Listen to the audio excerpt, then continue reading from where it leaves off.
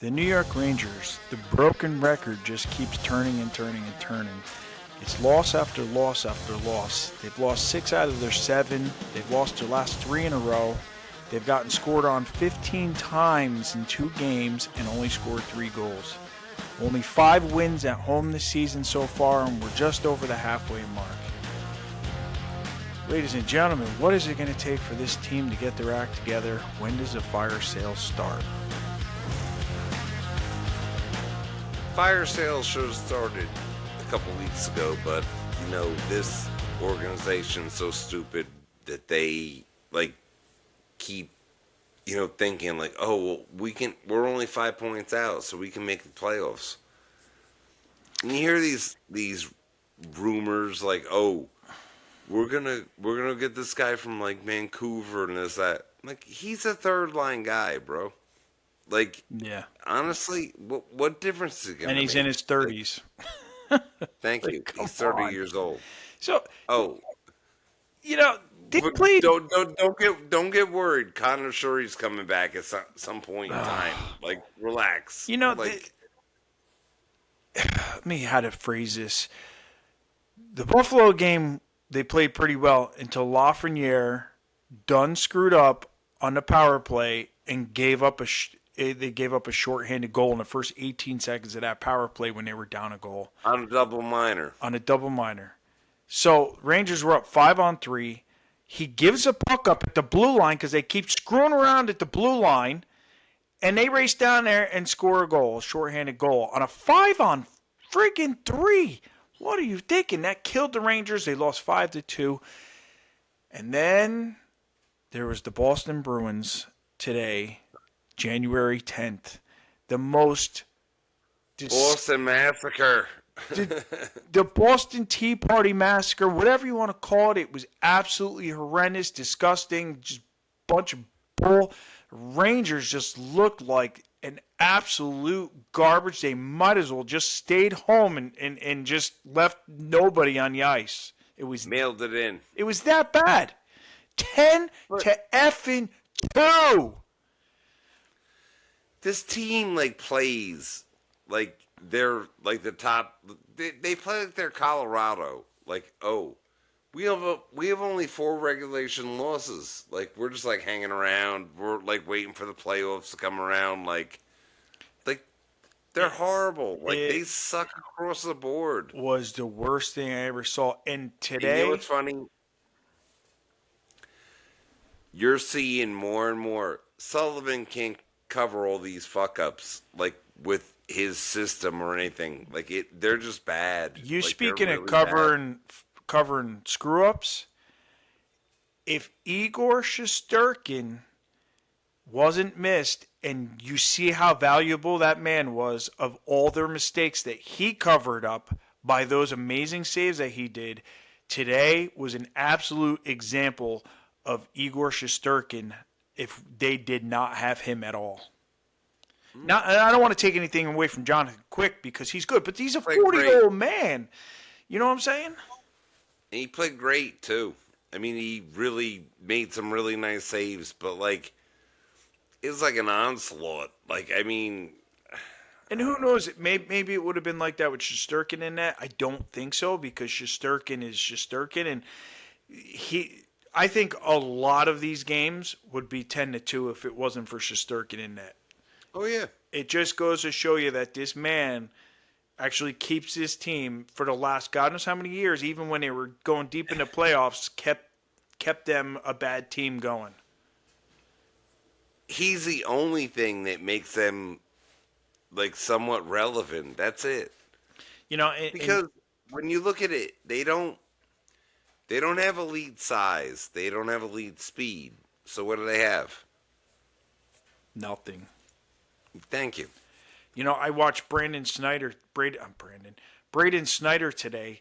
The guy comes down along the board. Instead of taking him over to the boards, even if you're going to miss the guy, at least bump him to slow him down, right? So he reaches out to grab him. And I'm like, dude, Just elbow him and bump him into the boards. You're going to slow him down. You have Lafreniere coming back that could have cut him off, and then he couldn't have got in front of the net. But here is Lafreniere's laziness to a freaking T. He's gliding, back checking, gliding across the blue line. This dude blows past Schneider. He probably could have cut him off and at least slowed him down for possibly a save. It may not have worked 100%, but he's gliding. He's gliding. He's not even skating. Then you got JT Miller on a penalty kill in the offensive zone slashing a guy because he's angry. What the F, dude? You're supposed to be the captain. His own American teammate, too, McAvoy. You're supposed to be the goddamn captain, and you're taking stupid penalties and put the Rangers down 2 men because of that bull. But yet, there's no penalty for that with Sullivan. Does he sit him? No. No. But, like, if that was, Berard or anyone else, you'd be nailed to the bench the rest of the game. Oh, my God. It was so frustrating. After it was 5 and 6-2, I literally just... I watched the goals just go in and go in and go in, but I didn't really, I wasn't even paying attention anymore because it was just like, oh, there's another one, there's another one, there's another one, there's another one. It's just total crap. They really need to back the truck up and just move all these guys out of here. There needs to be a complete teardown of this fucking team because today showed if that management didn't realize what needs to happen to this team against Buffalo, it sure did today because there was nothing of any kind of intensity, nothing of any kind of, anything. You're playing a team that you're 2 points behind in the standing. You think you'd be like, man, we need this game. And if you look at a week ahead, you have Seattle, Ottawa, Philadelphia. Winnable games after that. And what do you get? Total fucking shit. Yeah. Shit. You had 2 goddamn players score hat tricks. 2 scored hat tricks. 1 scored 4 fucking goals. You tell me how bad that shit is today. F this team, dude. Burn it to the ground. Hey. It's how bad this roster is, man. It's bad. Including the dude who's running the whole operation. That's the dude who's the problem. And I keep saying this. Even if you trade everyone away and you get the draft picks and the draft capital and all that, really? Are you going to get in here? He's going to send all those players away, and then he's going to bring in another round of 30-year-old players, and it's going to be the same crap. But, you trust him to rebuild this the right way? Please. This We're guy changing the sucks. culture. We're going to make it so our team doesn't even play. Yeah. That's what it looks like. It looks like that. I don't know if they got any. They started to get better from last season, and then it just goes right off. Yeah. How many coaches are you going to fire under this guy? Seriously. I don't even think it's Sullivan. This dude just stepped in here and stuff, and no, it's not. It was like they stepped off a cliff last game, and then it just got worse.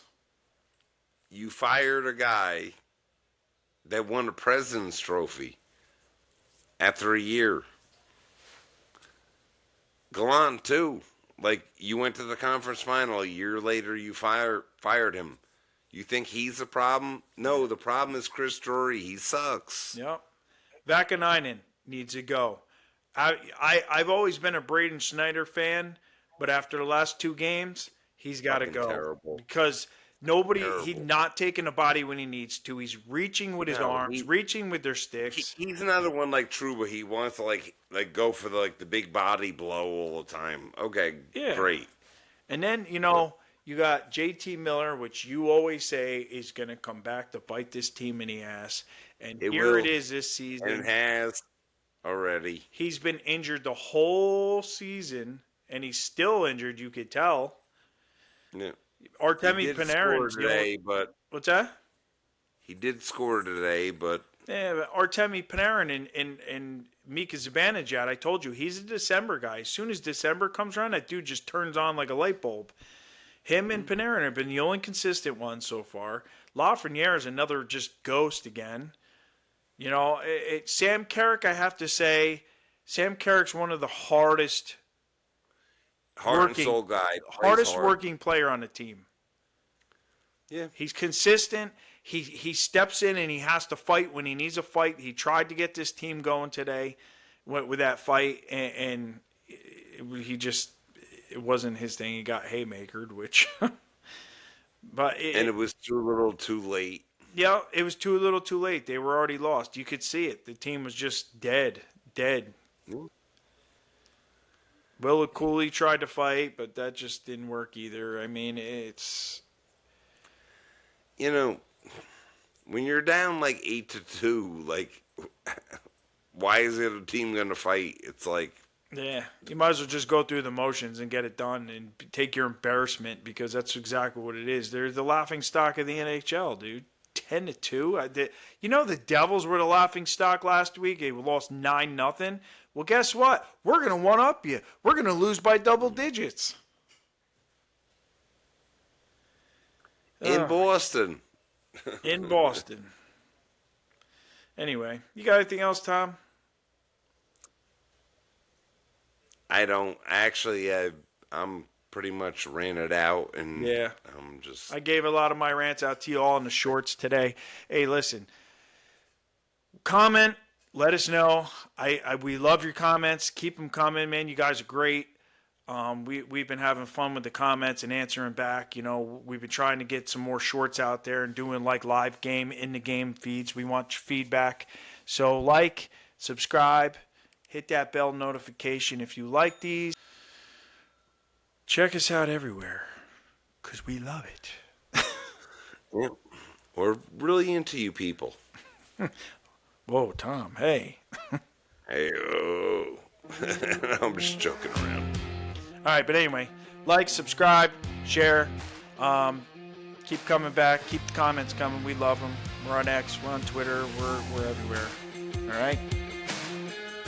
And like I said, ladies and gentlemen, have a great weekend. Everybody calm down. I guess it's going to get better. I don't know. Yes. We're Stanley Cup. We're winning the Stanley Cup. I'm lying to you, but, Yes, sir. All right. Let's go. But like I said, everyone have a great weekend, though.